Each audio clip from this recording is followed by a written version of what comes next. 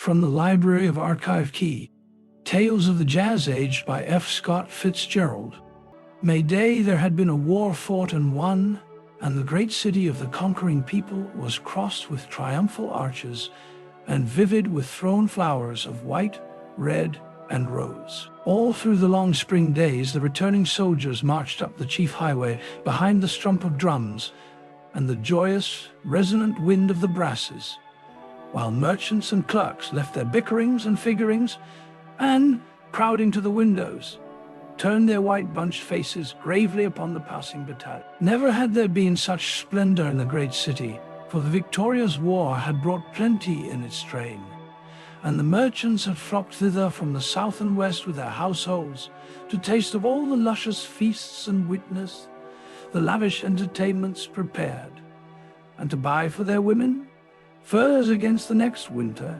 So gaily and noisily were the peace and prosperity impending hymned by the scribes and poets of the conquering people that more and more spenders had gathered from the provinces to drink the wine of excitement, and faster did the merchants dispose of their trinkets and slippers, until they sent up a mighty cry for more trinkets and more slippers, in order that they might give in barter what was demanded of them. Some even of them flung up their hands helplessly, shouting, "Alas, I have no more slippers, and alas, I have no more trinkets.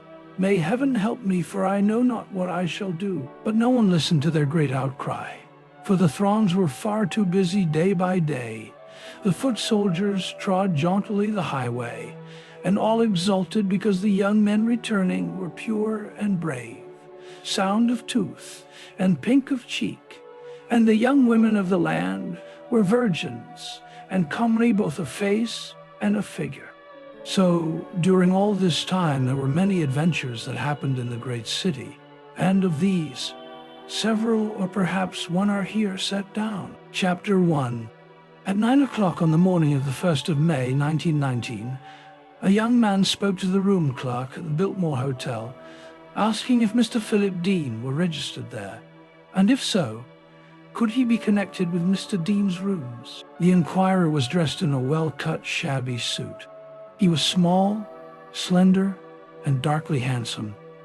His eyes were framed above with unusually long eyelashes, and below with the blue semicircle of ill health, this latter effect heightened by an unnatural glow, which colored his face like a low, incessant fever. Mr. Dean was staying there. The young man was directed to a telephone at the side. After a second, his connection was made.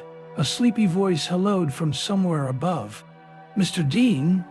This very eagerly. "It's Gordon, Phil. It's Gordon St. Aret. I'm downstairs. I heard you were in New York, and I had a hunch you'd be here." The sleepy voice became gradually enthusiastic. "Well, how was Gordy, old boy?" "Well, he certainly was surprised and tickled. Would Gordy come right up, for Pete's sake?" A few minutes later, Philip Dean, dressed in blue silk pajamas, opened his door, and the two young men greeted each other with a half-embarrassed exuberance. They were both about 24, Yale graduates of the year before the war. But there, the resemblance stopped abruptly. Dean was blond, ruddy, and rugged under his thin pajamas. Everything about him radiated fitness and bodily comfort. He smiled frequently, showing large and prominent teeth. "I was going to look you up," he cried enthusiastically. "I'm taking a couple of weeks off. If you'll sit down a sec, I'll be right with you. Going to take a shower." As he vanished into the bathroom, his visitor's dark eyes roved nervously around the room, resting for a moment on a great English traveling bag in the corner, and on a family of thick silk shirts littered on the chairs amid impressive neckties and soft woolen socks. Gordon rose and, picking up one of the shirts, gave it a minute examination. It was a very heavy silk, yellow, with a pale blue stripe, and there were nearly a dozen of them. He stared involuntarily at his own shirt cuffs. They were ragged and linty at the edges and soiled to a faint gray. Dropping the silk shirt, he held his coat sleeves down and worked the frayed shirt cuffs up till they were out of sight. Then he went to the mirror and looked at himself with listless, unhappy interest. His tie, of former glory, was faded, and thumb-creased. It served no longer to hide the jagged buttonholes of his collar.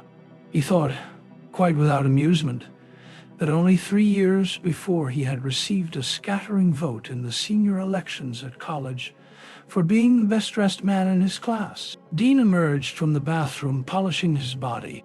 "Saw an old friend of yours last night," he remarked. "Passed her in the lobby and couldn't think of her name to save my neck. That girl you brought up to New Haven senior year." Gordon started. "Edith Braden? That whom you mean? That's the one. Damn good looking. She's still sort of a pretty doll, you know what I mean. As if you touched her she'd smear." He surveyed his shining self complacently in the mirror, smiled faintly, exposing a section of teeth. "She must be 23 anyway," he continued. 22 last month," said Gordon absently. "What? Oh, last month. Well, I imagine she's down for the Gamma Psi dance. Did you know we're having a Yale Gamma Psi dance tonight at Delmonico's? You better come up, Gordy. Half of New Haven probably be there. I can get you an invitation." Draping himself reluctantly in fresh underwear, Dean lit a cigarette and sat down by the open window, inspecting his calves and knees under the morning sunshine which poured into the room. "Sit down, Gordy," he suggested, "and tell me all about what you've been doing and what you're doing now and everything." Gordon collapsed unexpectedly upon the bed, lay there inert and spiritless. His mouth, which habitually dropped a little open when his face was in repose, became suddenly helpless and pathetic. "What's the matter?" asked Dean quickly. "Oh God, what's the matter? Every goddamn thing in the world," he said miserably. "I've absolutely gone to pieces, Phil. I'm all in, huh? I'm all in." His voice was shaking. Dean scrutinized him more closely with appraising blue eyes. "You certainly look all shot." "I am. I've made a hell of a mess of everything." He paused. "I'd better start at the beginning, or will it bore you?" "Not at all. Go on." There was, however, a hesitant note in Dean's voice. This trip east had been planned for a holiday to find Gordon Saintoret, and trouble exasperated him a little. "Go on," he repeated, and then added half under his breath, "Get it over with." "Well," began Gordon unsteadily, "I got back from France in February, went home to Harrisburg for a month, and then came down to New York to get a job. I got one with an export company. They fired me yesterday." "Fired you?" "I'm coming to that, Phil. I want to tell you frankly, you're about the only man I can turn to in a matter like this. You want..." Dean stiffened a bit more. The pats he was bestowing on his knees grew perfunctory. He felt vaguely that he was being unfairly saddled with responsibility. He was not even sure he wanted to be told. Though never surprised at finding Gordon Saintoret in mild difficulty, there was something in this present misery that repelled him and hardened him, even though it excited his curiosity. "Go on. It's a girl, Dean resolved that nothing was going to spoil his trip. If Gordon was going to be depressing, then he'd have to see less of Gordon. "Her name is Jewel Hudson," went on the distressed voice from the bed. "She used to be pure, I guess, up to about a year ago. Lived here in New York, poor family. Her people are dead now, and she lives with an old aunt. You see, it was just about the time I met her that everybody began to come back from France in droves, and all I did was to welcome the newly arrived and go on parties with them. That's the way it started, Phil, just from being glad to see everybody, and having them glad to see. Then came this darn girl. She sort of fell in love with me for a while, and though I never intended to get so involved, I'd always seemed to run into her somewhere. You can imagine the sort of work I was doing for those exporting people, of course. I always intended to draw. Do illustrating for magazines? There's a pile of money in it. Why didn't you?" "You've got to buckle down if you want to make good," suggested Dean with cold formalism. "I tried a little, but my stuff's crude. I've got talent, Phil. I can draw, but I just don't know how. I ought to go to art school, and I can't afford it." "Well, things came to a crisis about a week ago. Just as I was down to about my last dollar, this girl began bothering me. She wants some money. Claims she can make trouble for me if she doesn't get it. Can she? I'm afraid she can.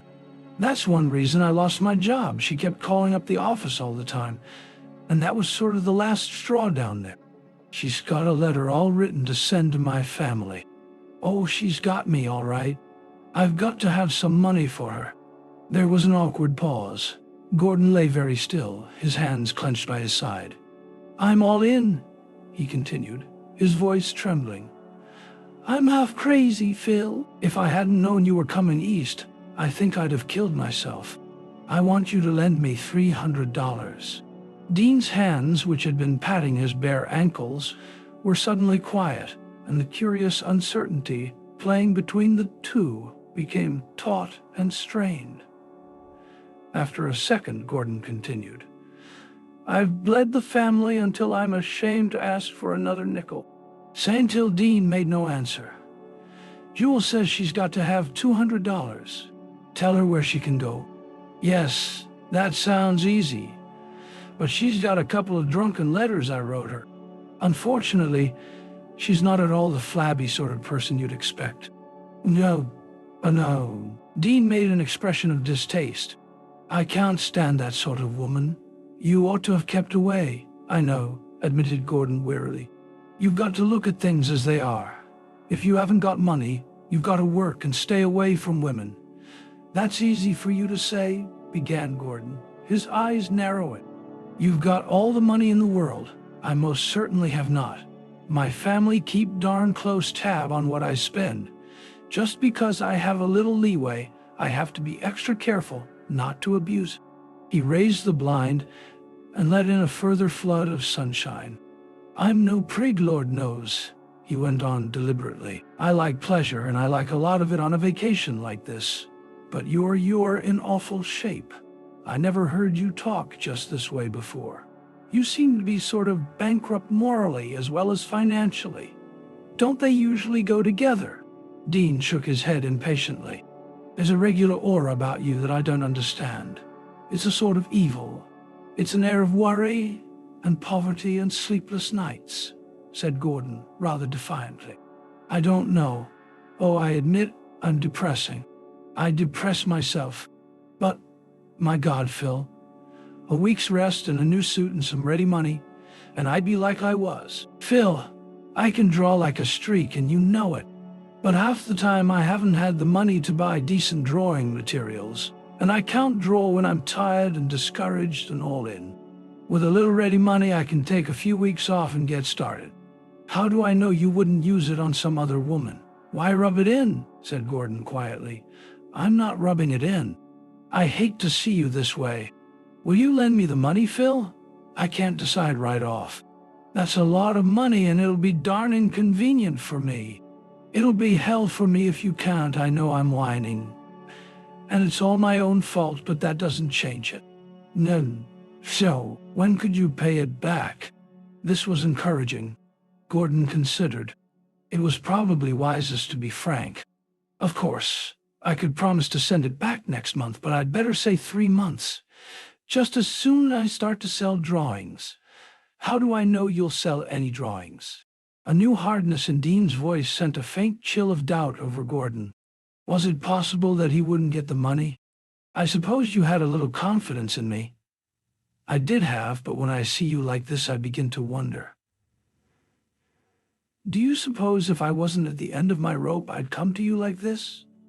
Do you think I'm enjoying it? He broke off and bit his lip, feeling that he had better subdue the rising anger in his voice.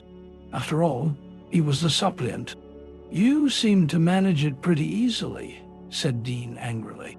You put me in the position where, if I don't lend it to you, I'm a sucker. Oh yes, you do. And let me tell you, it's no easy thing for me to get hold of $300. My income isn't so big, but that a slice like that won't play the deuce with it. He left his chair and began to dress, choosing his clothes carefully. Gordon stretched out his arms and clenched the edges of the bed, fighting back a desire to cry out. His head was splitting and whirring. His mouth was dry and bitter, and he could feel the fever in his blood resolving itself into innumerable regular counts, like a slow dripping from a roof. Dean tied his tie precisely, brushed his eyebrows, and removed a piece of tobacco from his teeth with solemnity. Next, he filled his cigarette case, tossed the empty box thoughtfully into the wastebasket, and settled the case in his vest pocket. "Had breakfast?" he demanded. "No, I don't eat it anymore." "Well, we'll go out and have some. We'll decide about that money later. I'm sick of the subject. I came east to have a good time. Let's go over to the Yale Club," he continued moodily, and then added with an implied reproof, "You've given up your job. You've got nothing else to do. I'd have a lot to do if I had a little money," said Gordon pointedly. "Oh, for heaven's sake, drop the subject for a while. No point in glooming on my whole trip. Here's some money." He took a $5 bill from his wallet and tossed it over to Gordon, who folded it carefully and put it in his pocket. There was an added spot of color in his cheeks, an added glow that was not fever. For an instant before they turned to go out, their eyes met, and in that instant each found something that made him lower his own glance quickly. For in that instant, they quite suddenly and definitely hated each other. Chapter 2. Fifth Avenue and 44th St. Street swarmed with the noon crowd. The wealthy, happy sun glittered in transient gold through the thick windows of the smart shops, lighting upon mesh bags and purses and strings of pearls in gray velvet cases, upon gaudy feather fans of many colors, upon the laces and silks of expensive dresses, upon the bad paintings and the fine period furniture in the elaborate showrooms of interior decorating. Working girls in pairs and groups and swarms loitered by these windows, choosing their future boudoirs from some resplendent display, which included even a man's silk pajamas laid domestically across the bed. They stood in front of the jewelry stores and picked out their engagement rings and their wedding rings and their platinum wrist watches, and then drifted on to inspect the feather fans and opera cloaks. Meanwhile, digesting the sandwiches and sundaes they had eaten for lunch. All through the crowd were men in uniform, sailors from the great fleet anchored in the Hudson, soldiers with divisional insignia from Massachusetts to California, wanting fearfully to be noticed, and finding the great city thoroughly fed up with soldiers, unless they were nicely massed into pretty formations, and uncomfortable under the weight of a pack and rifle. Through this medley Dean and Gordon wandered, the former interested, made alert by the display of humanity at its frothiest and gaudiest. The latter reminded of how often he had been one of the crowd, tired, casually fed, overworked, and dissipated. To Dean the struggle was significant, young, cheerful. To Gordon it was dismal, meaningless, endless. In the Yale Club they met a group of their former classmates who greeted the visiting Dean vociferously. Sitting in a semicircle of lounges and great chairs, they had a highball all around. Gordon found the conversation tiresome and interminable. They lunched together en masse, warmed with liquor as the afternoon began. They were all going to the Gamma Aussie dance that night. It promised to be the best party since the war. "Edith Braddon's coming," said someone to Gordon. "Didn't she used to be an old flame of yours? Aren't you both from Harrisburg?" "Yes." He tried to change the subject. "I see her brother occasionally. He's sort of a socialistic nut. Runs a paper or something here in New York. Not like his gay sister, eh?" continued his eager informant. "Well, she's coming tonight with a junior named Peter Himmel." Gordon was to meet Jewel Hudson at 8 o'clock. He had promised to have some money for her. Several times he glanced nervously at his wristwatch. At 4, to his relief, Dean rose and announced that he was going over to Rivers Brothers to buy some collars and ties. But as they left the club, another of the party joined them, to Gordon's great dismay. Dean was in a jovial mood now, happy, expectant of the evening's party, faintly hilarious. Over in Rivers he chose a dozen neckties, selecting each one after long consultations with the other man. Did he think narrow ties were coming back? And wasn't it a shame that Rivers couldn't get any more Welsh Margetson collars? There never was a collar like the Covington. Gordon was in something of a panic. He wanted the money immediately. And he was now inspired also with a vague idea of attending the Gamma Psi dance. He wanted to see Edith, whom he hadn't met since one romantic night at the Harrisburg Country Club, just before he went to France. The affair had died, drowned in the turmoil of the war, and quite forgotten the arabesque of these 3 months. But a picture of her, poignant, debonair, immersed in her own inconsequential chatter, recurred to him unexpectedly and brought 100 memories with it. It was Edith's face that he had cherished through college with a sort of detached yet affectionate admiration. He had loved to draw her around his room, had been a dozen sketches of her playing golf, swimming. He could draw her pert, a resting profile with his eyes shut. They left Rivers at 5:30 and paused for a moment on the sidewalk. "Well," said Dean genially, "I'm all set now. Think I'll go back to the hotel and get a shave, haircut, and massage." "Good enough," said the other man. "I think I'll join you." Gordon wondered if he was to be beaten after all. With difficulty, he restrained himself from turning to the man and snarling out, "Go on away, damn you!" In despair, he suspected that perhaps Dean had spoken to him, was keeping him along in order to avoid a dispute about the money. They went into the Biltmore, a Biltmore alive with girls mostly from the West and South, the stellar debutantes of many cities gathered for the dance of a famous fraternity, of a famous university. But to Gordon, they were faces in a dream. He gathered together his forces for a last appeal, was about to come out with he knew not what, when Dean suddenly excused himself to the other man, and taking Gordon's arm, led him aside. "Gordy," he said quickly, "I've thought the whole thing over carefully, and I've decided that I can't lend you that money. I'd like to oblige you, but I don't feel I ought to. It'd put a crimp in me for a month." Gordon, watching him dully, wondered why he had never before noticed how much those upper teeth projected. "I'm mighty sorry, Gordon," continued Dean, "but that's the way it is." He took out his wallet and deliberately counted out $75 in bills. "Here," he said, holding them out. "Here's 75. That makes 80 altogether. That's all the actual cash I have with me, besides what I'll actually spend on the trip." Gordon raised his clenched hand automatically, opened it as though it were a tongs he was holding, and clenched it again on the money. "I'll see you at the dance," continued Dean. "I've got to get along to the barber shop." "So long," said Gordon, in a strained and husky voice. "So long." Dean began to smile, but seemed to change his mind. He nodded briskly and disappeared. But Gordon stood there, his handsome face awry with distress, the roll of bills clenched tightly in his hand. Then, blinded by sudden tears, he stumbled clumsily down the Biltmore steps. Chapter 3. About 9 o'clock of the same night, 2 human beings came out of a cheap restaurant in 6th Avenue. They were ugly, ill-nourished, devoid of all except the very lowest form of intelligence, and without even that animal exuberance that in itself brings color into life. They were lately vermin-ridden, cold, and hungry in a dirty town of a strange land. They were poor, friendless, tossed as driftwood to their death.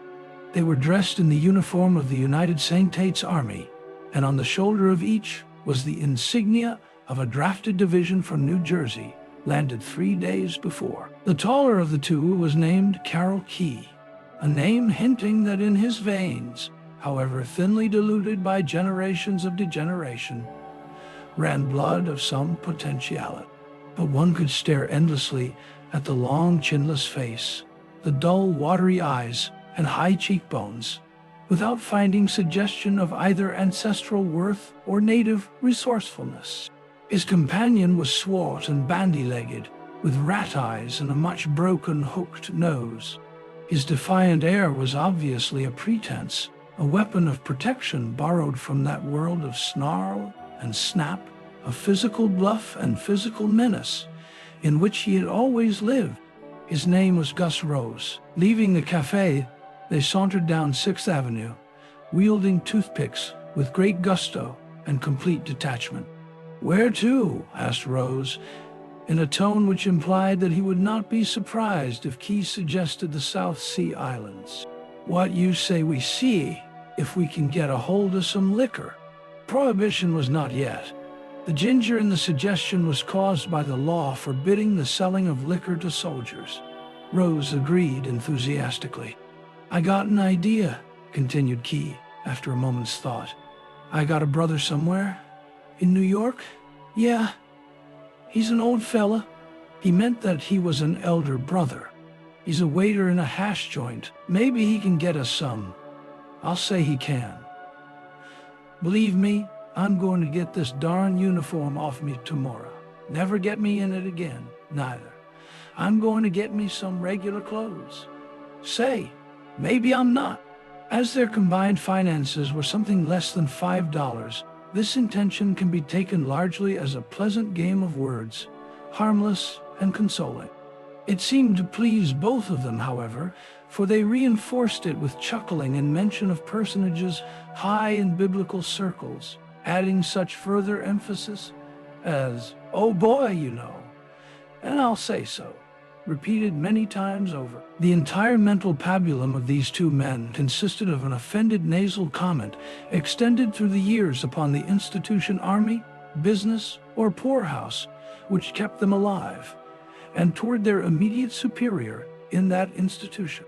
Until that very morning, the institution had been the government, and the immediate superior had been the captain. From these two, they had glided out and were now in the vaguely uncomfortable state before they should adopt their next bondage. They were uncertain, resentful, and somewhat ill at ease. This they hid by pretending an elaborate relief at being out of the army, and by assuring each other that military discipline should never again rule their stubborn, liberty-loving wills. Yet, as a matter of fact, they would have felt more at home in a prison than in this newfound and unquestionable freedom. Suddenly, Key increased his gait. Rose, looking up and following his glance, discovered a crowd that was collecting 50 yards down the street. Key chuckled and began to run in the direction of the crowd. Rose, thereupon, also chuckled, and his short, bandy legs twinkled beside the long, awkward strides of his companion. Reaching the outskirts of the crowd, they immediately became an indistinguishable part of it. It was composed of ragged civilians, somewhat the worse for liquor, and of soldiers representing many divisions and many stages of sobriety, all clustered around a gesticulating little Jew with long black whiskers, who was waving his arms and delivering an excited but succinct harangue. Key and Rose, having wedged themselves into the approximate parquet, scrutinized him with acute suspicion as his words penetrated their common consciousness. "What have you got out of the war?" he was crying fiercely. "Look around ya! Look around ya! Are you rich? Have you got a lot of money offered you? No. You're lucky if you're alive and got both your legs. You're lucky if you came back and find your wife ain't gone off with some other fella that had the money to buy himself out of the war. That's when you're lucky. Who got anything out of it except J.P. Morgan and John D. Rockefeller?" At this point, the little Jew's oration was interrupted by the hostile impact of a fist upon the point of his bearded chin, and he toppled backward to a sprawl on the pavement. "Goddamn Bolsheviki!" cried the big soldier blacksmith who had delivered the blow. There was a rumble of approval. The crowd closed in nearer. The Jew staggered to his feet and immediately went down again before a half-dozen reaching in fists. This time he stayed down, breathing heavily, blood oozing from his lip where it was cut within and without.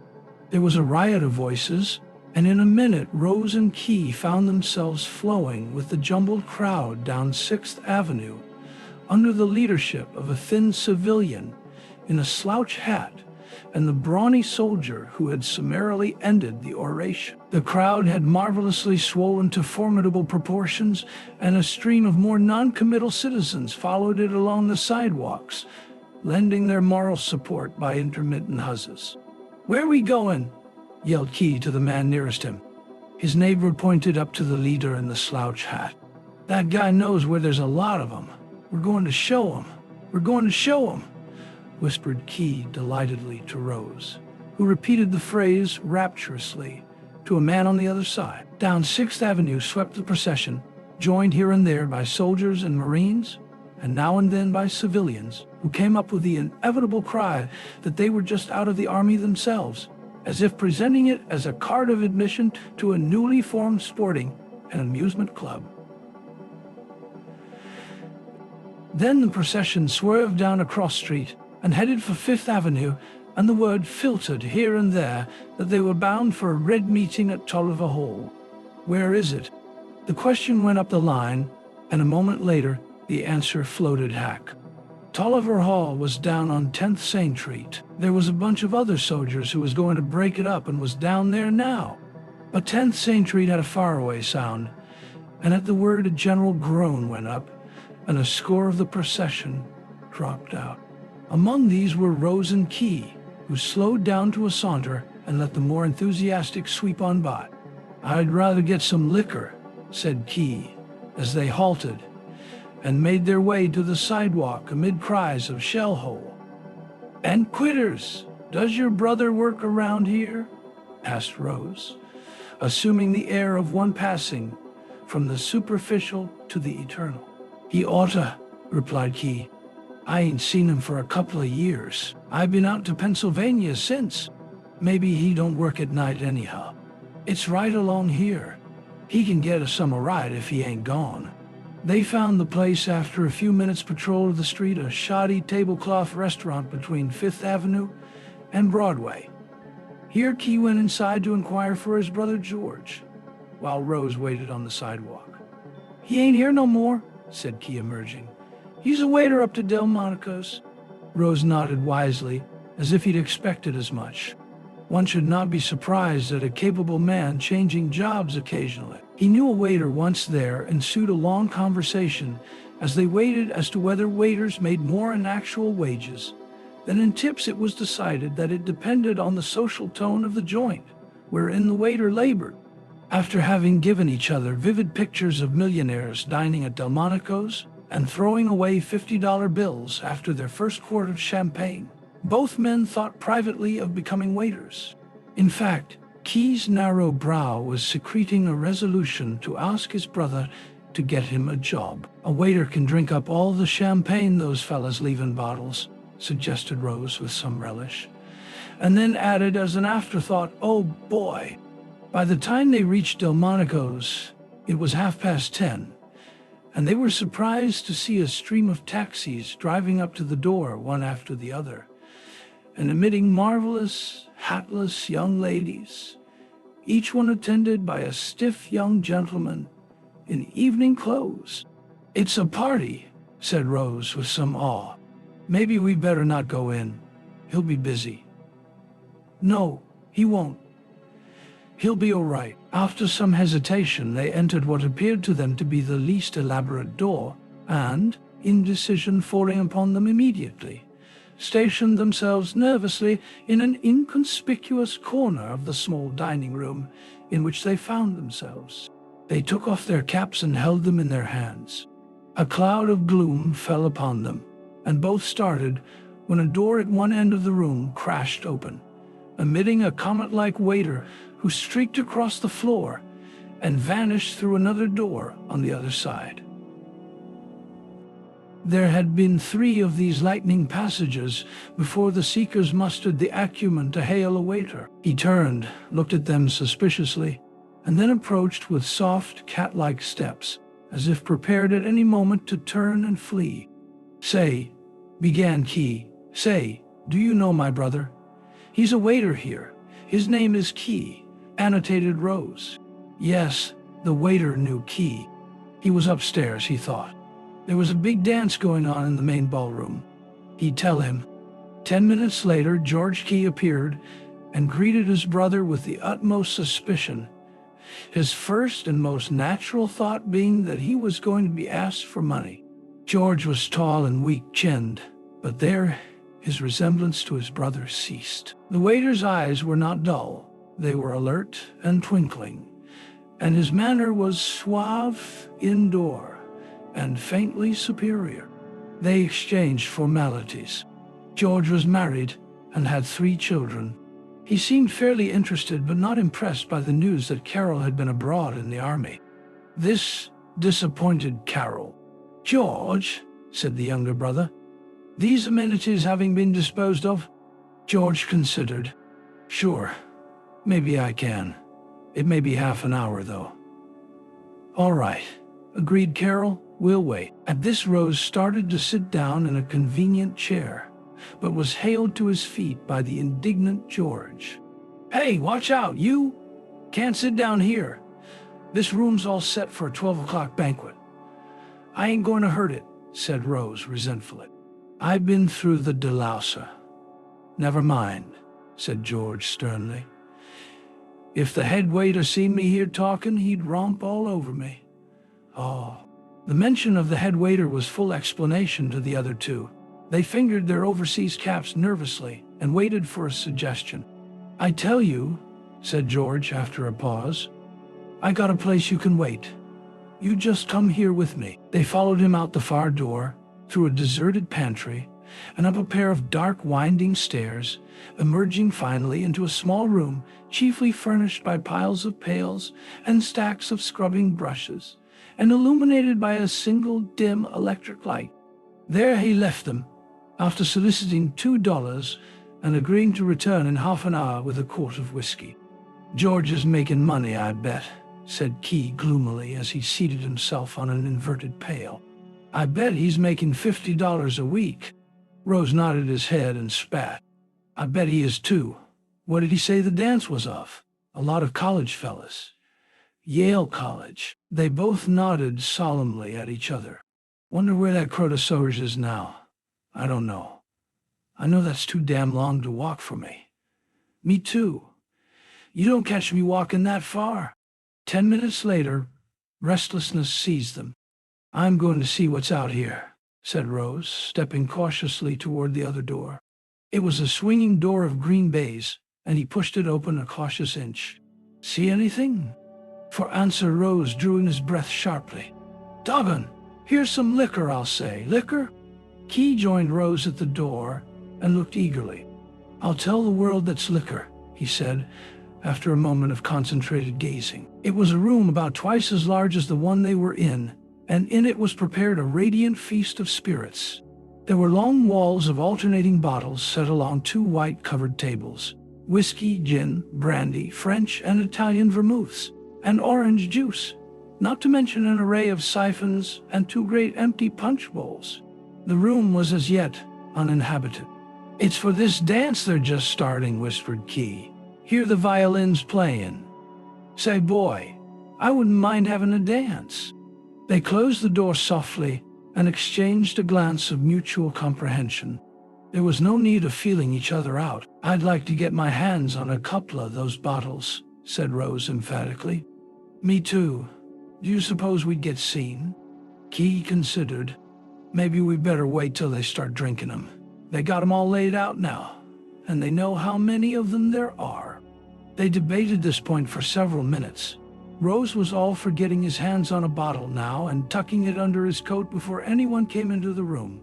Key, however, advocated caution. He was afraid he might get his brother in trouble. If they waited till some of the bottles were opened, it'd be all right to take one, and everybody'd think it was one of the college fellas. While they were still engaged in argument, George Key hurried through the room and, barely grunting at them, disappeared by way of the green baize door. A minute later, they heard several corks pop, and then the sound of cracking ice and splashing liquid. George was mixing the punch. The soldiers exchanged delighted grins. "Oh, boy," whispered Rose. George reappeared. "Just keep low, boys," he said quickly. "I'll have your stuff for you in 5 minutes." He disappeared through the door by which he had come. As soon as his footsteps receded down the stairs, Rose, after a cautious look, darted into the room of delights and reappeared with a bottle in his hand. "Here's what I say," he said, as they sat radiantly digesting their first drink. "We'll wait till he comes up, and we'll ask him if we can't just stay here and drink what he brings us sea. We'll tell him we haven't got any place to drink at sea." Then we can sneak in there whenever there ain't nobody in their room and tuck a bottle under our coats. We'll have enough to last us a couple of days, see?" "Sure," agreed Rose, enthusiastic. "Oh, boy! And if we want to, we can sell it to soldiers anytime we want to." They were silent for a moment, thinking rosily of this idea. Then Key reached up and unhooked the collar of his OD coat. "It's hot in here, ain't it?" Rose agreed earnestly. "Hot as hell." Wow. Chapter 4. She was still quite angry when she came out of the dressing room and crossed the intervening parlor of politeness that opened onto the hall. Angry not so much at the actual happening, which was, after all, the merest commonplace of her social existence, but because it had occurred on this particular night. She had no quarrel with herself. She had acted with that correct mixture of dignity and reticent pity which she always employed. She had succinctly and deftly snubbed him. It had happened when their taxi was leaving. The Biltmore hadn't gone half a block. He had lifted his right arm awkwardly. She was on his right side and attempted to settle it snugly around the crimson fur-trimmed opera cloak she wore. This in itself had been a mistake. It was inevitably more graceful for a young man attempting to embrace a young lady of whose acquiescence he was not certain, to first put his forearm around her. It avoided that awkward movement of raising the near arm. His second faux pas was unconscious. She had spent the afternoon at the hairdresser's. The idea of any calamity overtaking her hair was extremely repugnant. Yet as Peter made his unfortunate attempt, the point of his elbow had just faintly brushed it. That was his second faux pas. 2 were quite enough. He had begun to murmur. At the first murmur, she had decided that he was nothing but a college boy. Edith was 22. And anyhow, this dance, first of its kind since the war, was reminding her, with the accelerating rhythm of its associations, of something else, of another dance and another man. A man for whom her feelings had been little more than a sad-eyed, adolescent moodiness. Edith Braddon was falling in love with her recollection of Gordon Saint-Tourette. So she came out of the dressing room at Delmonico's and stood for a second in the doorway, looking over the shoulders of a black dress in front of her at the groups of Yale men who flitted like dignified black moths around the head of the stairs.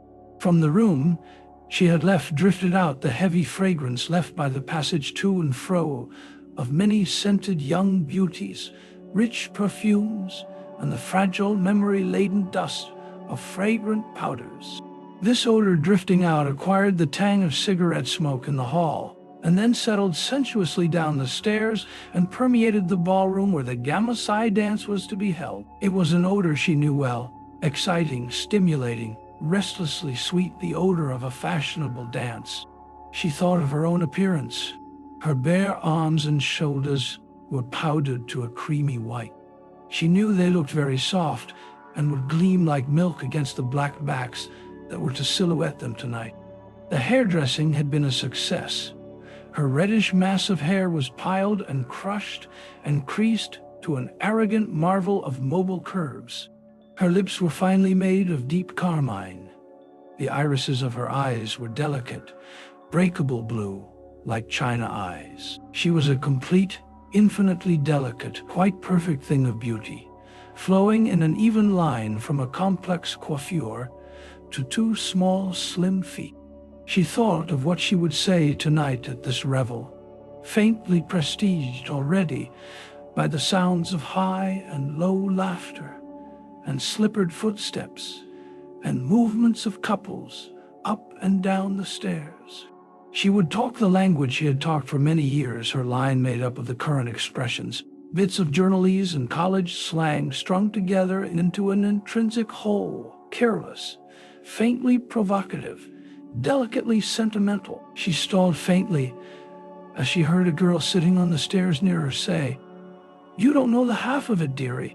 And as she smiled, her anger melted for a moment, and closing her eyes, she drew in a deep breath of pleasure.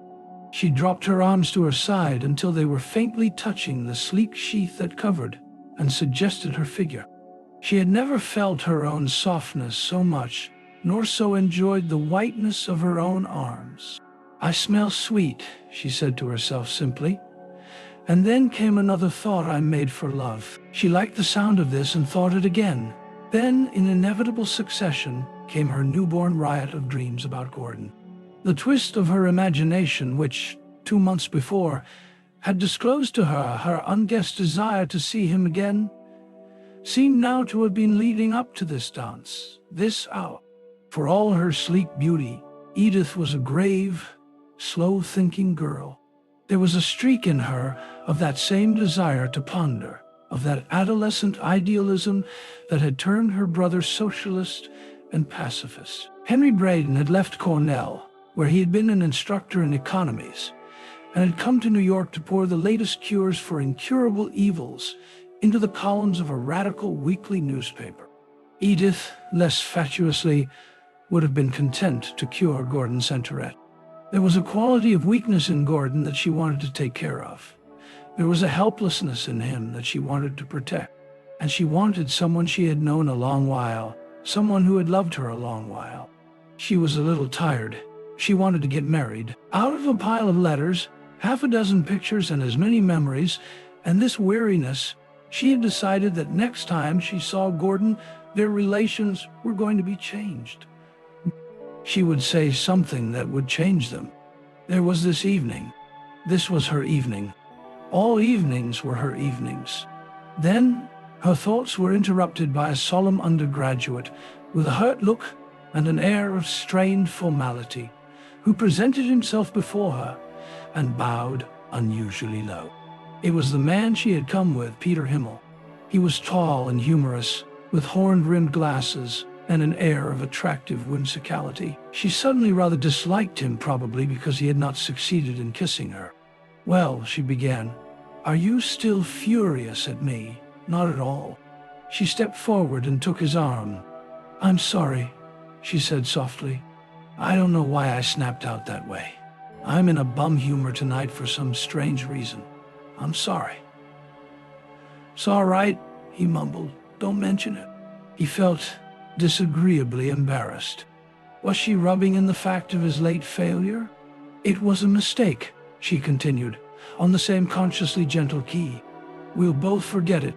For this, he hated her. A few minutes later, they drifted out on the floor, while the dozen swaying, sighing members of the specially hired jazz orchestra informed the crowded ballroom that if a saxophone and me are left alone, why then too is company. A man with a mustache cut in.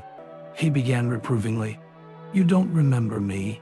I can't just think of your name," she said lightly, "and I know you so well." "I met you up at his voice trailed disconsolately off as a man with very fair hair cut in." Edith murmured a conventional thanks, loads cut in later, to the in canoe. The very fair man insisted on shaking hands enthusiastically. She placed him as one of the numerous Jims of her acquaintance, last name a mystery. She remembered even that he had a peculiar rhythm in dancing, and found as they started that she was right. "Going to be here long?" he breathed confidentially. She leaned back and looked up at him. "Couple of weeks. Where are you?" "Biltmore." "Call me up someday. I mean it," he assured her. "I will. We'll go to tea." "So do I do." A dark man cut in with intense formality. "You don't remember me, do you?" he said gravely. "I should say I do. Your name's Harlan. No Ope. Barlow. Well, I knew there were 2 syllables anyway. You're the boy that played the ukulele so well up at Howard Marshall's house party." "I played, but not." A man with prominent teeth cut in. Edith inhaled a slight cloud of whiskey. She liked men to have had something to drink. They were so much more cheerful and appreciative and complimentary, much easier to talk to. "My name's Dean, Philip Dean," he said cheerfully. "You don't remember me, I know, but you used to come up to New Haven with a fellow I roomed with senior year. Gordon Saintoret." Edith looked up quickly. "Yes, I went up with him twice to the Pump and Slipper and the junior prom." "You've seen him, of course," said Dean carelessly. "He's here tonight. I saw him just a minute ago." Edith started. Yet she had felt quite sure he would be here. "Why, no, I haven't." A fat man with red hair cut in. "Hello, Edith," he began. "Why, hello there." She slipped, stumbled lightly. "I'm sorry, dear," she murmured mechanically.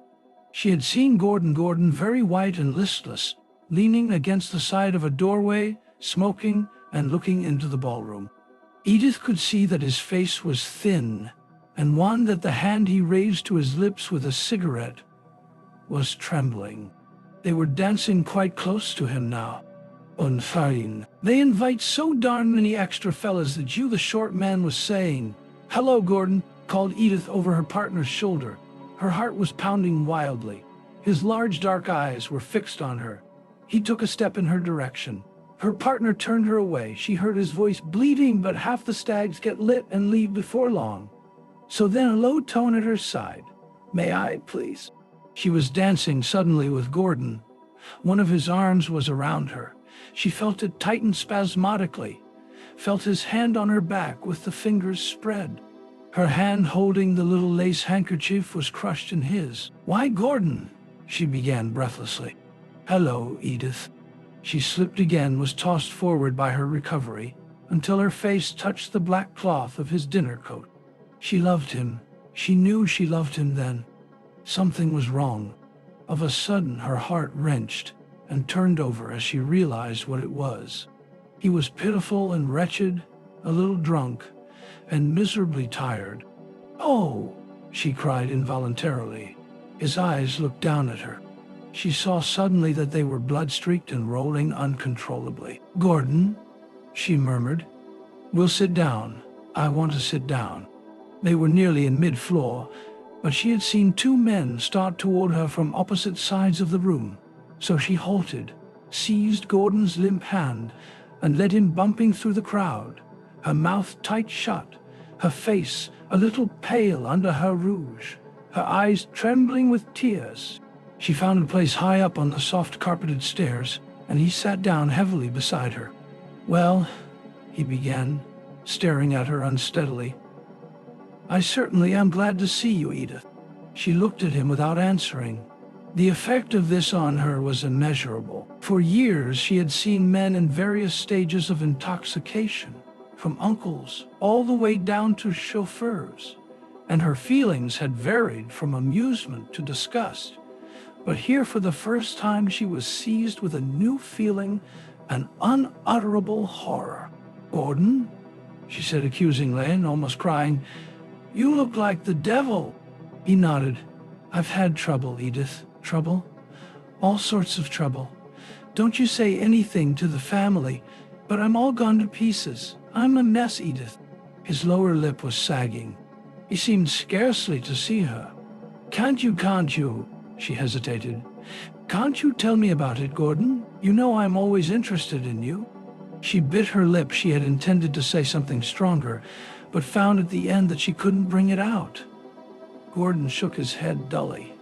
"I can't tell you. You're a good woman. I can't tell a good woman the story." "Rot," she said defiantly. "I think it's a perfect insult to call anyone a good woman in that way. It's a slam. You've been drinking, Gordon." "Thanks." He inclined his head gravely. "Thanks for the information." "Why do you drink?" "Because I'm so damn miserable." "Do you think drinking's going to make it any better?" "What you doing, trying to reform me?" "No, I'm trying to help you, Gordon. Can't you tell me about it? I'm in an awful mess." "Best thing you can do is to pretend not to know me." "Why, Gordon? I'm sorry I cut in on you. It's unfair to you. You're pure woman and all that sort of thing. Here, I'll get someone else to dance with you." He rose clumsily to his feet, but she reached up and pulled him down beside her on the stairs. "Here, Gordon. You're ridiculous. You're hurting me. You're acting like a crazy man, I admit it. I'm a little crazy. Something's wrong with me, Edith. There's something left me. It doesn't matter. It does, tell me. Just that. I was always queer, little bit different from other boys. All right in college, but now it's all wrong.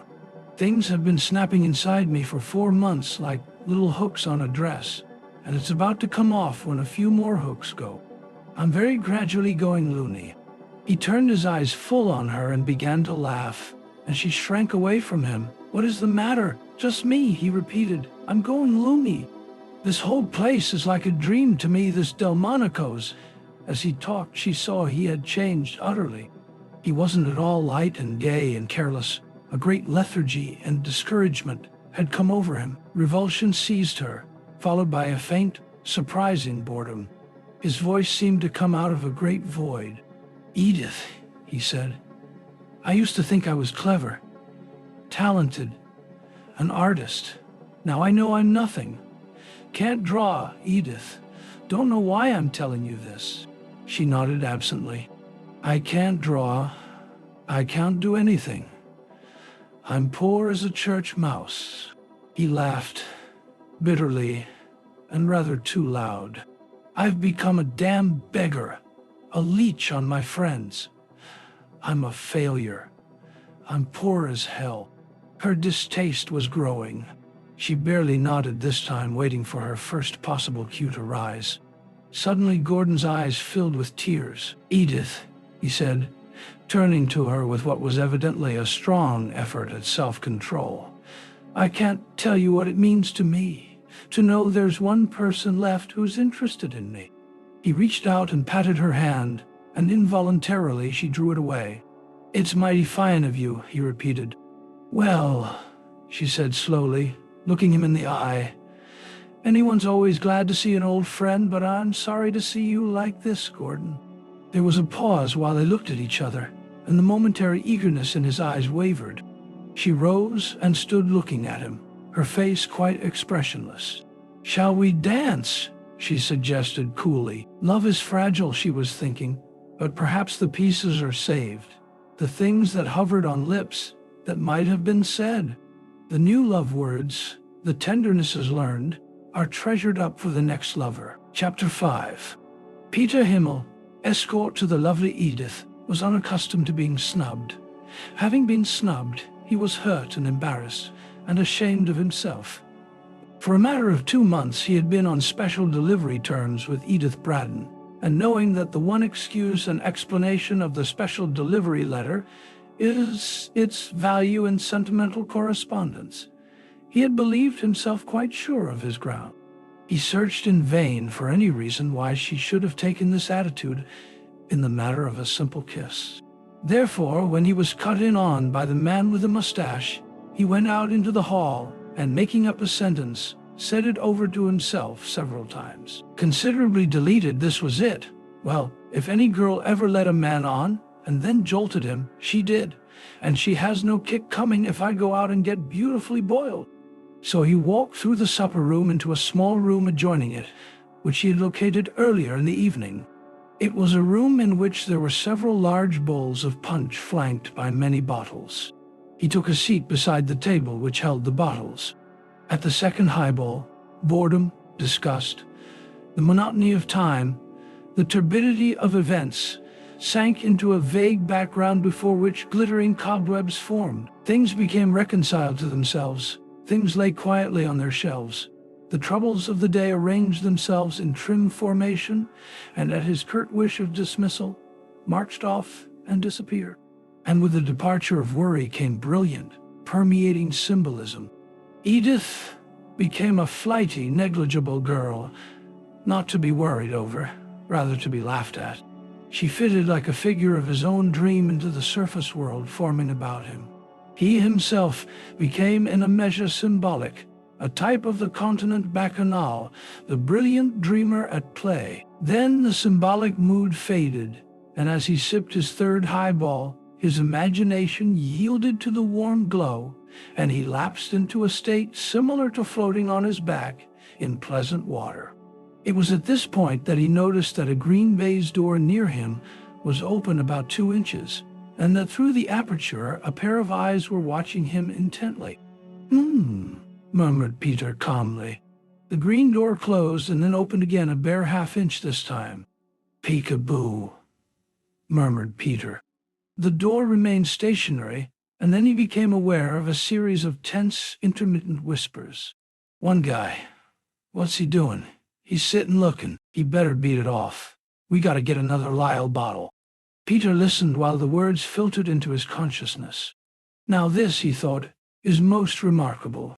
He was excited. He was jubilant. He felt that he had stumbled upon a mystery. Affecting an elaborate carelessness, he arose and waited around the table, then, turning quickly, pulled open the green door, precipitating Private Rose into the room. Peter bowed. "How do you do?" he said. Private Rose set one foot slightly in front of the other, poised for fight, flight, or compromise. "How do you do?" repeated Peter politely. "I'm all right. Can I offer you a drink?" Private Rose looked at him searchingly, suspecting possible sarcasm. "All right," he said finally. Peter indicated a chair. "Sit down." "I got a friend," said Rose. "I got a friend in there." He pointed to the green door. "By all means, let's have him in." Peter crossed over, opened the door, and welcomed in Private Key, very suspicious and uncertain and guilty. Chairs were found, and the three took their seats around the punch bowl. Peter gave them each a highball and offered them a cigarette from his case. They accepted both with some diffidence. "Now," continued Peter easily, "may I ask why you gentlemen prefer to lounge away your leisure hours in a room which is chiefly furnished, as far as I can see, with scrubbing brushes, and when the human race has progressed to the stage where 17,000 chairs are manufactured on every day, except Sunday?" He paused. Rose and Key regarded him vacantly. "Will you tell me," went on Peter, "why you choose to rest yourselves on articles intended for the transportation of water from one place to another?"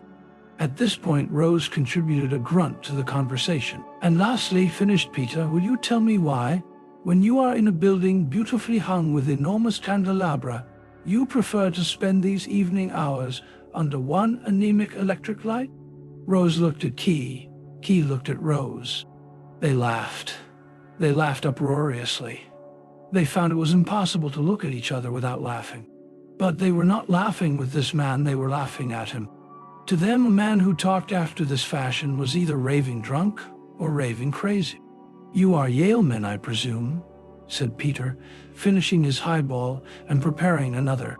They laughed again. "Nah, so I thought perhaps you might be members of that lowly section of the university known as the Sheffield Scientific School." "Nine. Daddy. Well, that's too bad. No doubt you are Harvard men, anxious to preserve your incognito in this paradise of violet blue, as the newspaper said." "Nah," said Key scornfully. "We was just waiting for somebody." "Ah," exclaimed Peter, rising and filling their glasses. "Very interested. Had a date with a scrublady, eh?" They both denied this indignantly. "It's all right," Peter reassured them. "Don't apologize. A scrublady's as good as any lady in the world. Kipling says any lady in Judy O'Grady under the skin." "Sure," said Key, winking broadly at Rose. "My case, for instance," continued Peter, finishing his glass. "I got a girl up here that's spoiled. Spoiledest darn girl I ever saw. Refused to kiss me, no reason whatsoever. Led me on deliberately to think sure I want to kiss you, and then plunk. Threw me over. What's the younger generation coming to? Say, that's hard luck," said Key. "That's awful hard luck." "Oh boy," said Rose. "Have another?" said Peter. "We got in a sort of fight for a while," said Key after a pause. "But it was too far away." "A fight? The stuff," said Peter, seating himself unsteadily. "Fight 'em all. I was in the army. This was with a Bolshevik fella." "The stuff!" exclaimed Peter, enthusiastic. "Kill the Bolshevik. Exterminate 'em. We're Americans," said Rose, implying a sturdy, defiant patriotism. "Sure," said Peter. "Greatest race in the world. We're all Americans. Have another." They had another. Chapter 6. At 1 o'clock, a special orchestra, special even in a day of special orchestras, arrived at Delmonico's, and its members, seating themselves arrogantly around the piano, took up the burden of providing music for the Gamma Psi fraternity. They were headed by a famous flute player, distinguished throughout New York for his feat of standing on his head and shimmying with his shoulders while he played the latest jazz on his flute. During his performance, the lights were extinguished, except for the spotlight on the flute player and another roving beam that threw flickering shadows and changing kaleidoscopic colors over the masked dancers. Edith had danced herself into that tired, dreamy state habitual only with debutantes, a state equivalent to the glow of a noble soul after several long highballs. Her mind floated vaguely on the bosom of her music. Her partners changed with the unreality of phantoms under the colorful shifting dusk, and to her present coma, it seemed as if days had passed since the dance began. She had talked on many fragmentary subjects with many men. She had been kissed once and made love to 6 times. Earlier in the evening, different undergraduates had danced with her, but now, like all the more popular girls there, she had her own entourage, that is. Half a dozen gallants had singled her out, or were alternating her charms with those of some other chosen beauty. They cut in on her in regular, inevitable succession. Several times she had seen Gordon. He had been sitting a long time on the stairway with his palm to his head, his dull eyes fixed at an infinite spark on the floor before him. Very depressed he looked, and quite drunk, but Edith each time had averted her glance hurriedly. All that seemed long ago. Her mind was passive now. Her senses were lulled to trance-like sleep. Only her feet danced and her voice talked on in hazy, sentimental banter. But Edith was not nearly so tired as to be incapable of moral indignation when Peter Himmel cut in on her, sublimely and happily drunk. She gasped and looked up at him. "Why, Peter?" "I'm a Lyle steward, Edith." "Why, Peter, you're a peach, you are. Don't you think it's a bum way of doing when you're with me?" Then she smiled unwillingly, for he was looking at her with owlish sentimentality, varied with a silly spasmodic smile. "Darling Edith," he began earnestly, "you know I love you, don't you? You tell it well. I love you, and I merely wanted you to kiss me," he added sadly. His embarrassment, his shame were both gone. She was a most beautiful girl in whole world. Moses' beautiful eyes, like stars above. He wanted to apologize first for presuming try to kiss her. Second, for drinking, but he'd been so discouraged because he had thought she was mad at him. The red fat man cut in and, looking up at Edith, smiled radiant. "Did you bring anyone?" she asked. Number the red fat man was a stag. "Well, would you mind? Would it be an awful bother for you to take me home tonight?" This extreme diffidence was a charming affectation on Edith's part. She knew that the red fat man would immediately dissolve into a paroxysm of delight. "Bother? Why, good Lord, I'd be darn glad to. You know I'd be darn glad to. Thanks loads. You're awfully sweet." She glanced at her wristwatch. It was 1:30, and, as she said 1:30 to herself, it floated vaguely into her mind that her brother had told her at luncheon that he worked in the office of his newspaper until after 1:30 every evening. Edith turned suddenly to her current partner. "What street is Delmonico's on anyway, Century? Oh, why, 5th Avenue, of course. I mean, what cross street? Why, let's see, it's on 44th Saintry." This verified what she had thought. Henry's office must be across the street and just around the corner, and it occurred to her immediately that she might slip over for a moment and surprise him, float in on him, a shimmering marvel in her new crimson opera cloak, and cheer him up. It was exactly the sort of thing Edith reveled in, doing an unconventional, jaunty thing. The idea reached out and gripped at her imagination. After an instant's hesitation, she had decided. "My hair's just about to tumble entirely down," she said pleasantly to her partner. "Would you mind if I go and fix it?" "Not at all. You're a peach." A few minutes later, wrapped in her crimson opera cloak, she flitted down a side stairs, her cheeks glowing with excitement at her little adventure.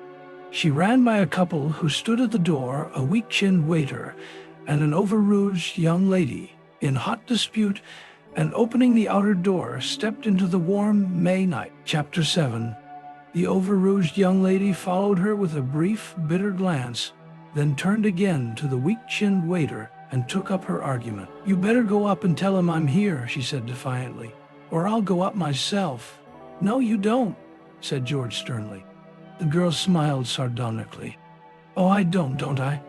Well, let me tell you, I know more college fellas, and more of them know me, and are glad to take me out on a party than you ever saw in your whole life."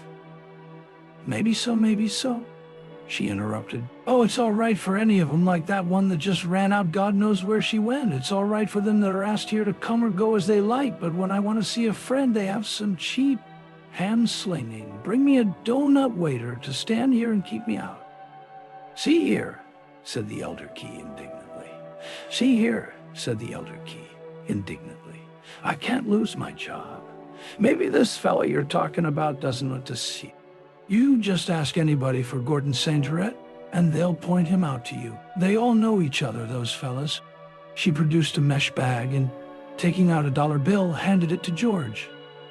"Here," she said, "here's a bribe. You find him and give him my message. You tell him if he isn't here in 5 minutes, I'm coming up." George shook his head pessimistically, considered the question for a moment, wavered violently, and then withdrew. In less than the allotted time, Gordon came downstairs. He was drunker than he had been earlier in the evening, and in a different way. The liquor seemed to have hardened on him like a crust. He was heavy and lurching, almost incoherent when he talked. "Came right away, Jewel. I couldn't get that money. Tried my best. Money nothing," she snapped. "You haven't been near me for 10 days. What's the matter?" He shook his head slowly. "Been very low, Jewel. Been sick. Why didn't you tell me if you were sick? I don't care about the money that bad. I didn't start bothering you about it at all until you began neglecting me."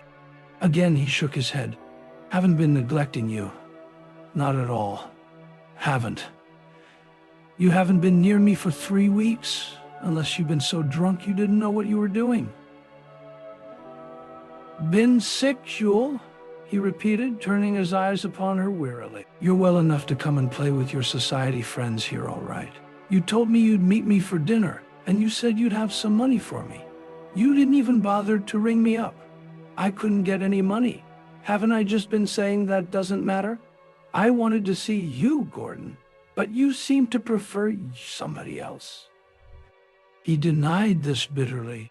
"Then get your hat and come along," she suggested. Gordon hesitated, and she came suddenly close to him and slipped her arms around his neck. "Come on with me, Gordon," she said in a half-whisper. "We'll go over to Divinery's and have a drink, and then we can go up to my apartment." "I can't, Jewel." "You can," she said intensely. "I'm sick as a dog." "Well, then, you oughtn't to stay here and dance." With a glance around him in which relief and despair were mingled, Gordon hesitated. Then she suddenly pulled him to her and kissed him with soft, pulpy lips. "All right," he said heavily. "I'll get my hat." Chapter 8. When Edith came out into the clear blue of the May night, she found the avenue deserted. The windows of the big shops were dark. Over their doors were drawn great iron masks, until they were only shadowy tombs of the late day's splendor. Glancing down toward 42nd Saint Street, she saw a commingled blur of lights from the all-night restaurants. Over on 6th Avenue, the elevated, a flare of fire, roared across the street between the glimmering parallels of light at the station, and streaked along into the crisp dark. But at 44th Saint Street it was very quiet. Pulling her cloak close about her, Edith darted across the avenue. She started nervously as a solitary man passed her, and said in a hoarse whisper, "We're bound, kiddo?" She was reminded of a night in her childhood when she had walked around the block in her pajamas, and a dog had howled at her from a mystery big backyard. In a minute she had reached her destination, a 2-story, comparatively old building on 44th, in the upper window of which she thankfully detected a wisp of light. It was bright enough outside for her to make out the sign beside the window, the New York Trumpet. She stepped inside a dark hall, and after a second saw the stairs in the corner. Then she was in a long, low room, furnished with many desks, and hung on all sides with file copies of newspapers. There were only 2 occupants. They were sitting at different ends of the room, each wearing a green eye shade and writing by a solitary desk light. For a moment she stood uncertainly in the doorway, and then both men turned around simultaneously, and she recognized her brother. "Why, Edith!" He rose quickly and approached her in surprise, removing his eye shade. He was tall, lean, and dark, with black, piercing eyes under very thick glasses. They were faraway eyes that seemed always fixed just over the head of the person to whom he was talking. He put his hands on her arms and kissed her cheek. "What is it?" he repeated in some alarm. "I was at a dance across at Delmonico's, Henry," she said excitedly, "and I couldn't resist tearing over to see you. I'm glad you did." His alertness gave way quickly to a habitual vagueness. "You oughtn't to be out alone at night, though, ought you?" The man at the other end of the room had been looking at them curiously, but at Henry's beckoning gesture he approached. He was loosely fat with little twinkling eyes, and having removed his collar and tie, he gave the impression of a Middle Western farmer on a Sunday afternoon. "This is my sister," said Henry. "She dropped in to see me. How do you do?" said the fat man, smiling. "My name's Bartholomew, Miss Braddon. I know your brother has forgotten it long ago."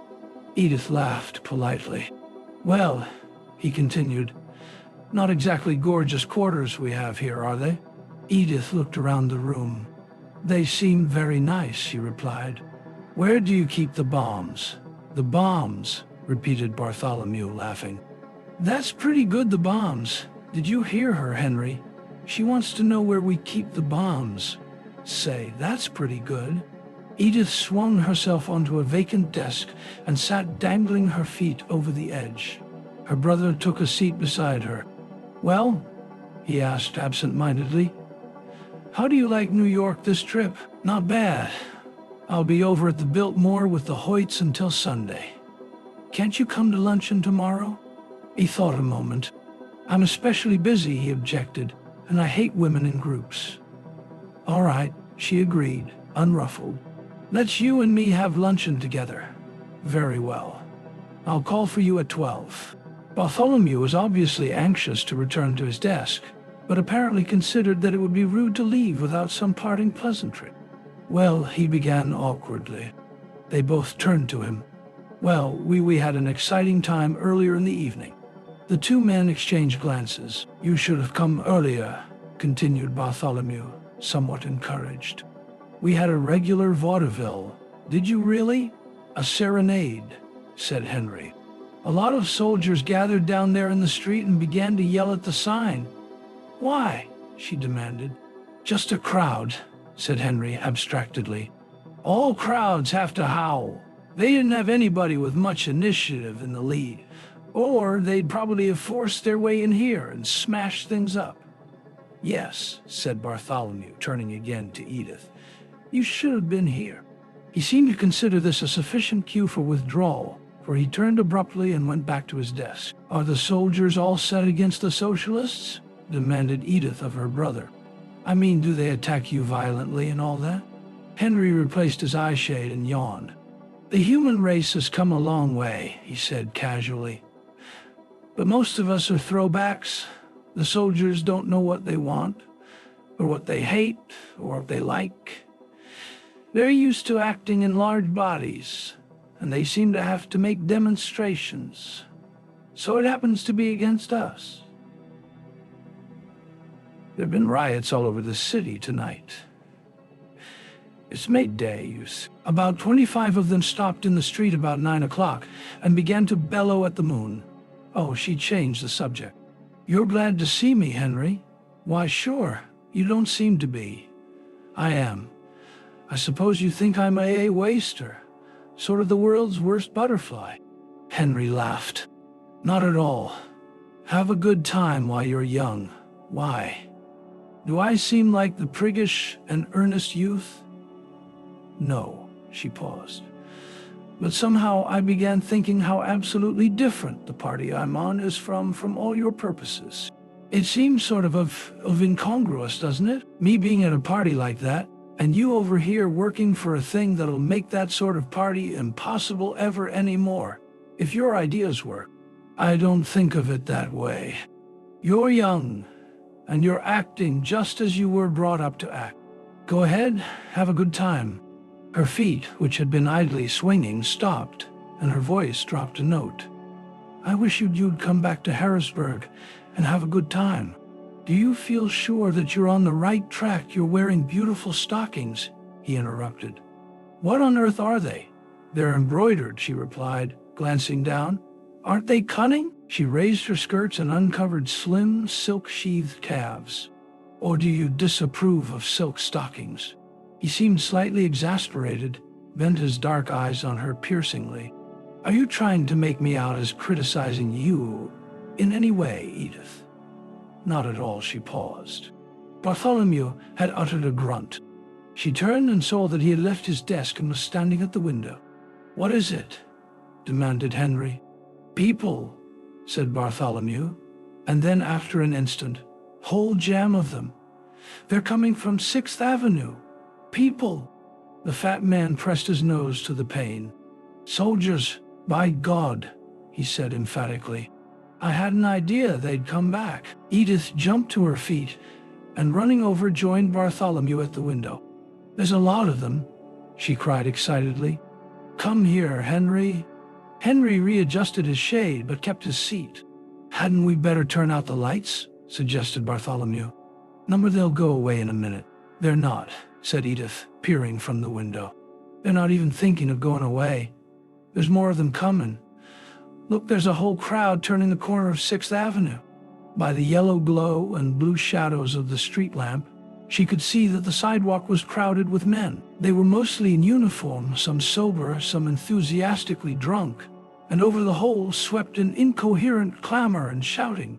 Henry rose, and going to the window exposed himself as a long silhouette against the office lights. Immediately the shouting became a steady yell, and a rattling fusillade of small missiles, corners of tobacco plugs, cigarette boxes, and even pennies beat against the window.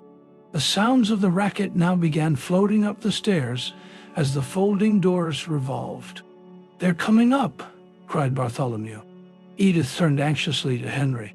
They're coming up, Henry. From downstairs in the lower hall, their cries were now quite audible.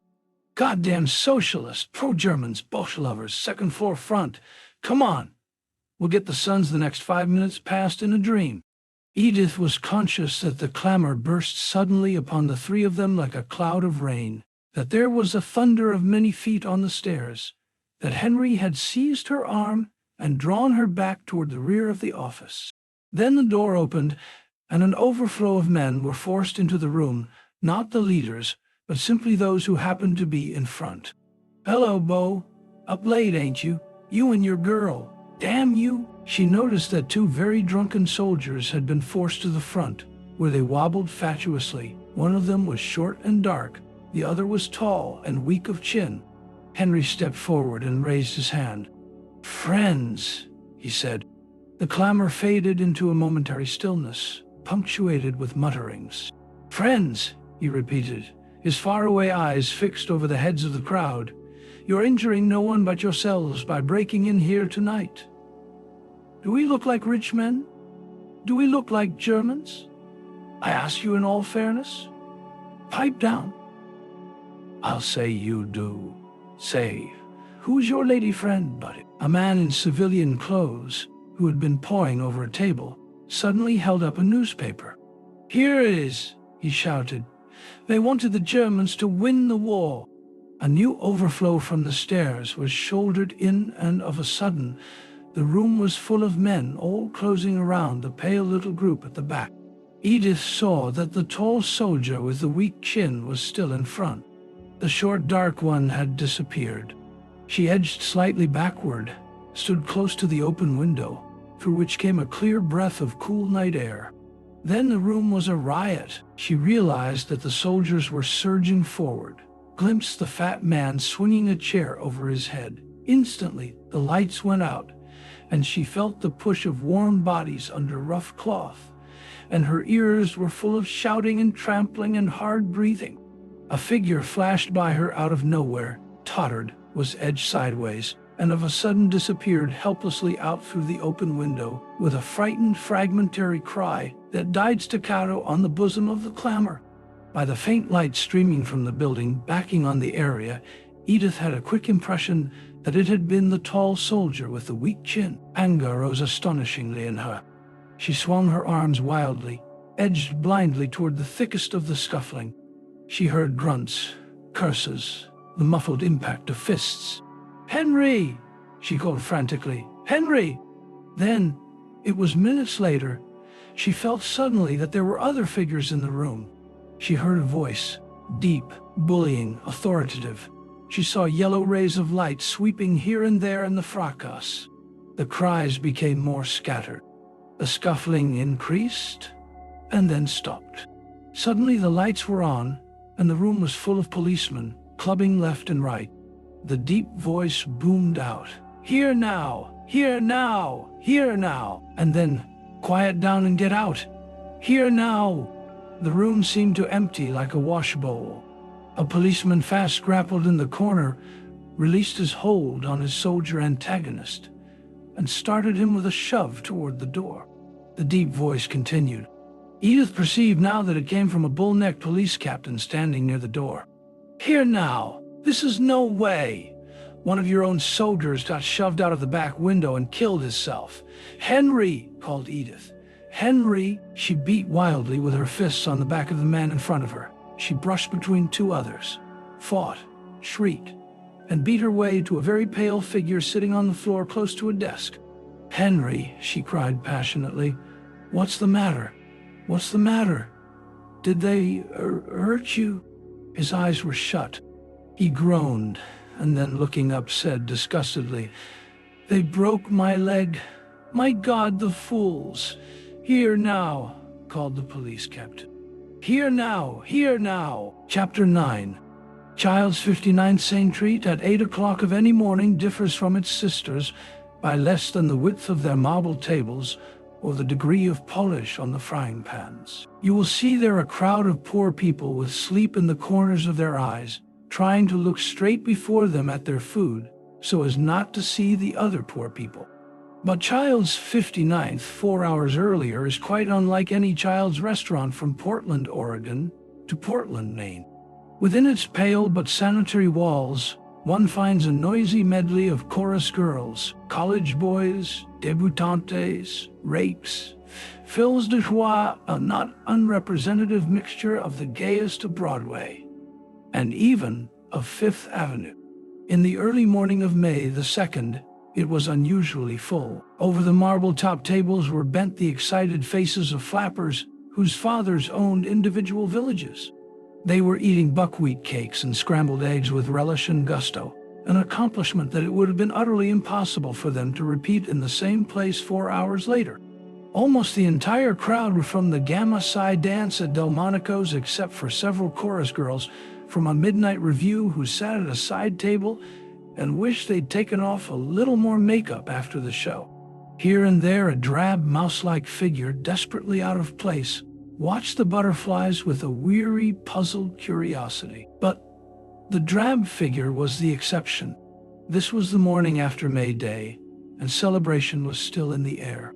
Gus Rose, sober but a little dazed, must be classed as one of the drab figures. How he had got himself from 44th Saint-Treat to 59th Saint-Treat after the riot was only a hazy half-memory. He had seen the body of Carol Key put in an ambulance and driven off, and then he had started uptown with 2 or 3 soldiers. Somewhere between 44th Saint-Treat and 59th Saint-Treat, the other soldiers had met some women and disappeared. Rose had wandered to Columbus Circle and chosen the gleaming lights of Child's to minister to his craving for coffee and donuts. He walked in and sat down. All around him floated airy, inconsequential chatter and high-pitched laughter.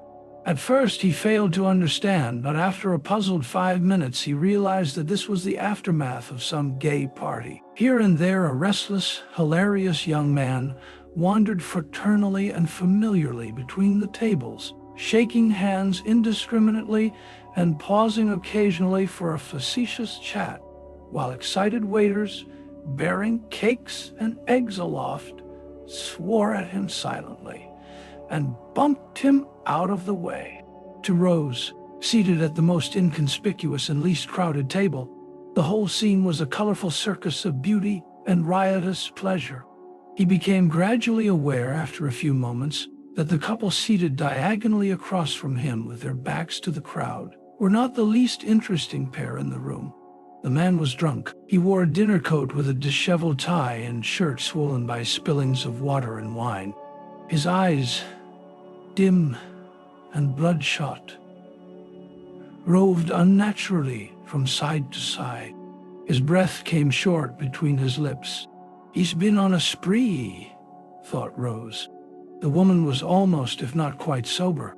She was pretty, with dark eyes and feverish high color, and she kept her active eyes fixed on her companion with the alertness of a hawk.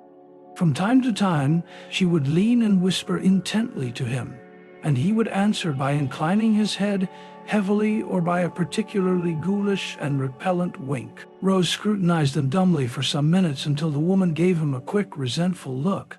Then he shifted his gaze to two of the most conspicuously hilarious of the promenaders who were on a protracted circuit of the table. To his surprise, he recognized in one of them the young man by whom he had been so ludicrously entertained at Delmonico's. This started him thinking of Key with a vague sentimentality, not unmixed with awe. Key was dead. He had fallen 35 feet and split his skull like a cracked coconut. He was a darned good guy, thought Rose mournfully. He was a darn good guy, all right. That was awful hard luck about him. The two promenaders approached and started down between Rose's table and the next, addressing friends and strangers alike with jovial familiarity. Suddenly Rose saw the fair-haired one with the prominent teeth stop, look unsteadily at the man and girl opposite, and then begin to move his head disapprovingly from side to side. The man with the bloodshot eyes looked up. "Gordy," said the promenader with the prominent teeth. "Gordy." "Hello," said the man with the stained shirt thickly. Prominent teeth shook his finger pessimistically at the pair, giving the woman a glance of aloof condemnation. "What did I tell you, Gordy?" Gordon stirred in his seat. "Go to hell," he said. Dean continued to stand there, shaking his finger.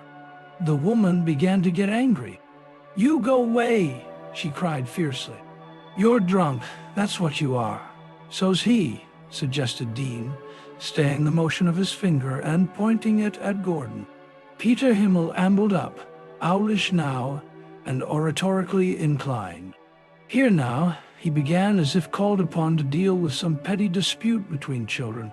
"What's all trouble?" "You take your friend away," said Jewel tartly. "He's bothering us." "What's that?" "You heard me," she said shrilly.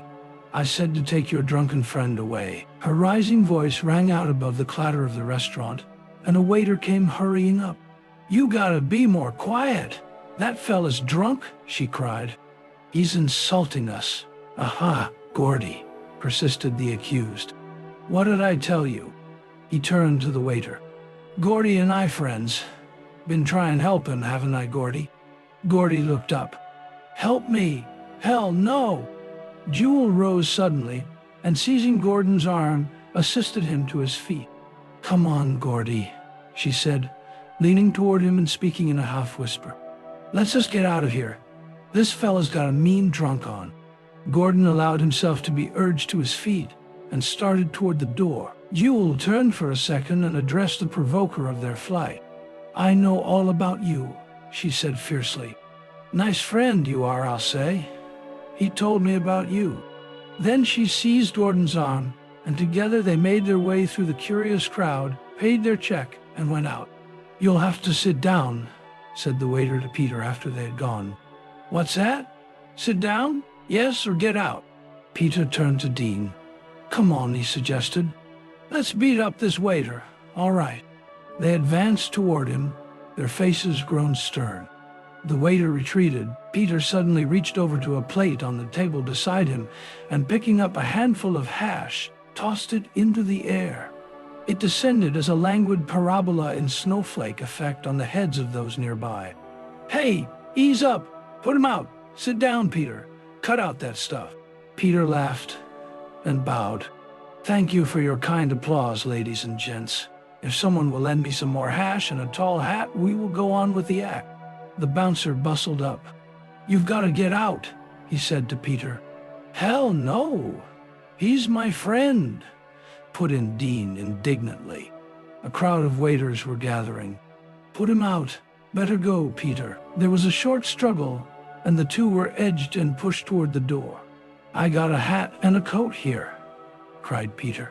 "Well, go get 'em and be spry about it." The bouncer released his hold on Peter, who, adopting a ludicrous air of extreme cunning, rushed immediately around to the other table, where he burst into derisive laughter and thumbed his nose at the exasperated waiters. "Think I'd just better wait a little longer," he announced. The chase began. 4 waiters were sent around one way and 4 another. Dean caught hold of 2 of them by the coat, and another struggle took place before the pursuit of Peter could be resumed. He was finally pinioned after overturning a sugar bowl and several cups of coffee. A fresh argument ensued at the cashier's desk, where Peter attempted to buy another dish of hash to take with him and throw at policemen.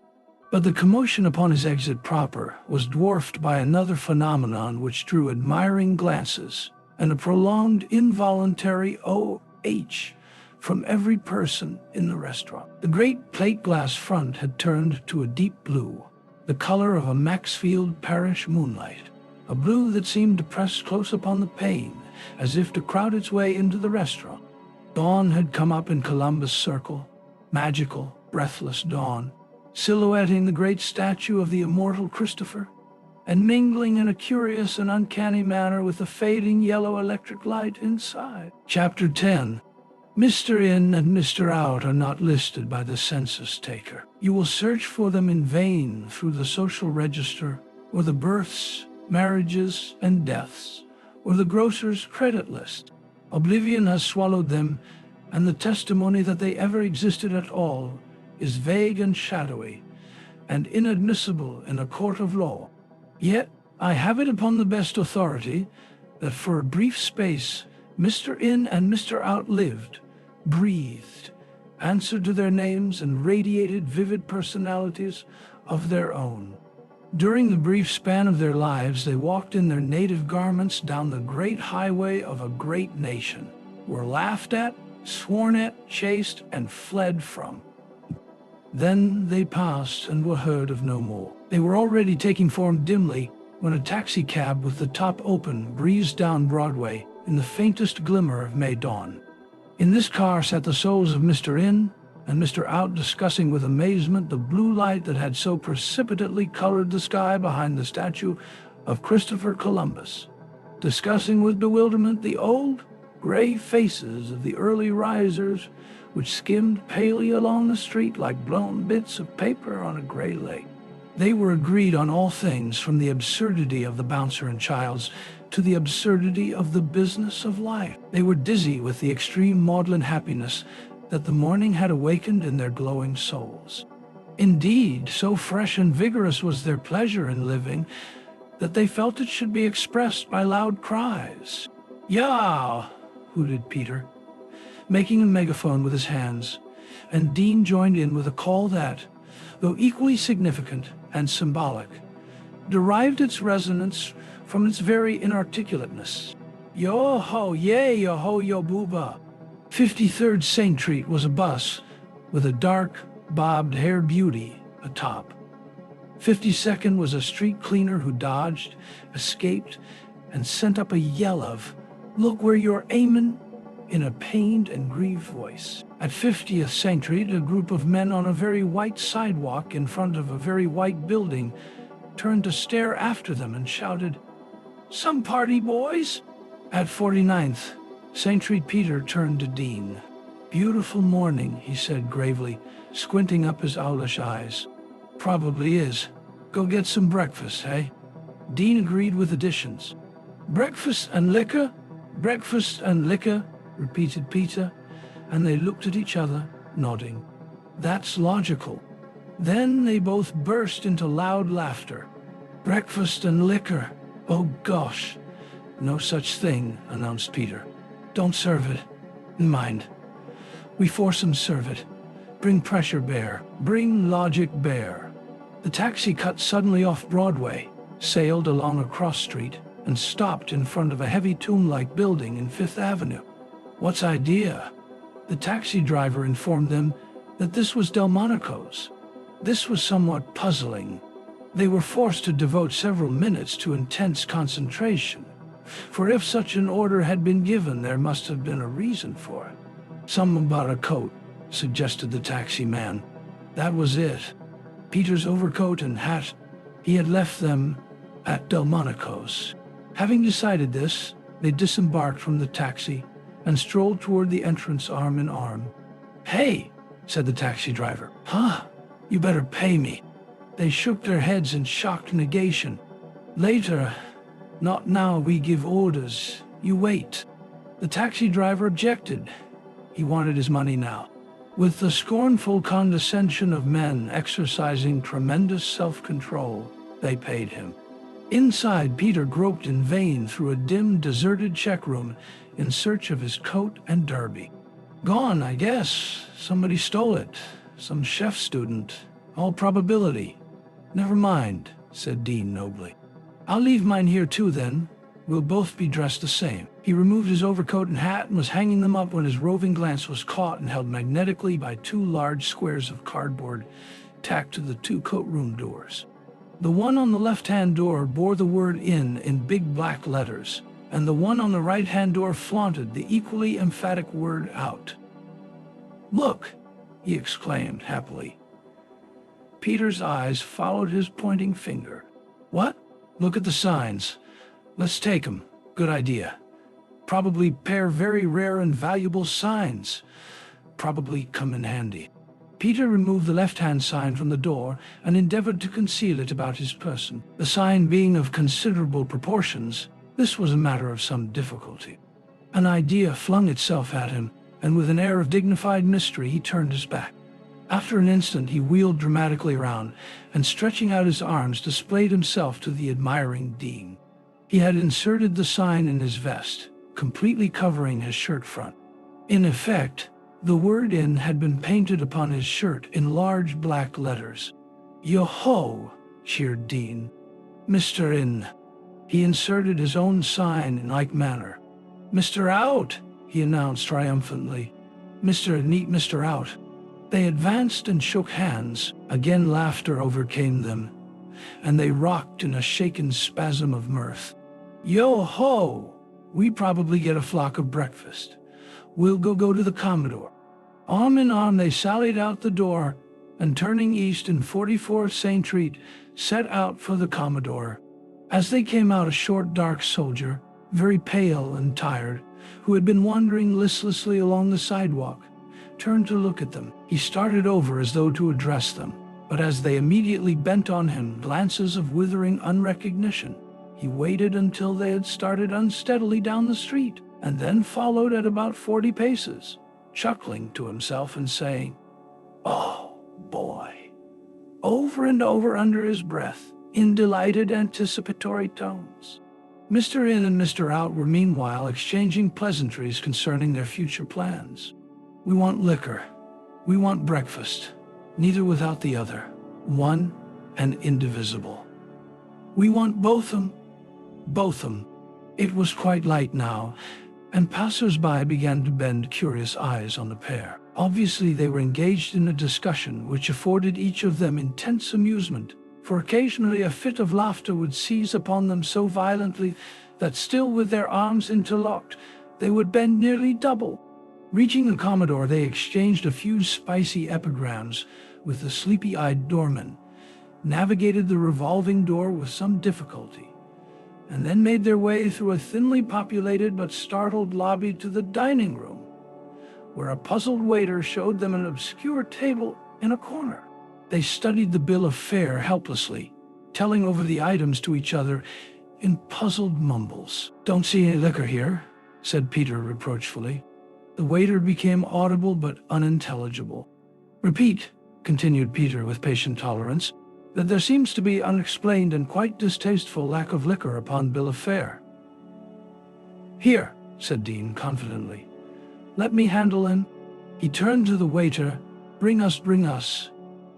He scanned the bill of fare anxiously. Bring us a quart of champagne and a probably ham sandwich. The waiter looked doubtful. Bring it, roared Mr. In and Mr. Out in chorus. The waiter coughed and disappeared. There was a short wait during which they were subjected, without their knowledge, to a careful scrutiny by the head waiter.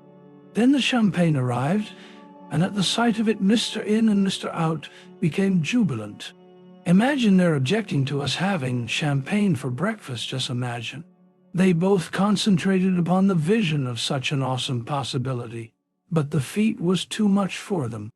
It was impossible for their joint imaginations to conjure up a world where anyone might object to anyone else having champagne for breakfast. The waiter drew the cork with an enormous pop, and their glasses immediately foamed with pale yellow froth. Here's health, Mr. In. Here's same to you, Mr. Out. The waiter withdrew. The minutes passed. The champagne became low in the bottle. It's mortifying, said Dean suddenly. Why's mortifying? The idea they're objecting us having champagne breakfast. Peter considered. Yes, that's word mortifying. Again they collapsed into laughter, howled, swayed, rocked back and forth in their chairs, repeating the word mortifying over and over to each other, each repetition seeming to make it only more brilliantly absurd. After a few more gorgeous minutes, they decided on another quart. Their anxious waiter consulted his immediate superior, and this discreet person gave implicit instructions that no more champagne should be served. Their check was brought. 5 minutes later, arm in arm, they left the Commodore and made their way through a curious, staring crowd along 42nd St. Street and up Vanderbilt Avenue to the Biltmore. There, with sudden cunning, they rose to the occasion and traversed the lobby, walking fast and standing unnaturally erect. Once in the dining room, they repeated their performance. They were torn between intermittent convulsive laughter and sudden spasmodic discussions of politics, college, and the sunny state of their dispositions. Their watches told them that it was now 9 o'clock, and a dim idea was born in them that they were on a memorable party, something that they would remember always. They lingered over the second bottle. Either of them had only to mention the word mortifying to send them both into riotous gasps. The dining room was whirring and shifting now. A curious lightness permeated and rarefied the heavy air. They paid their check and walked out into the lobby. It was at this moment that the exterior doors revolved for the 1000th time that morning, and admitted into the lobby a very pale young beauty with dark circles under her eyes, attired in a much rumpled evening dress.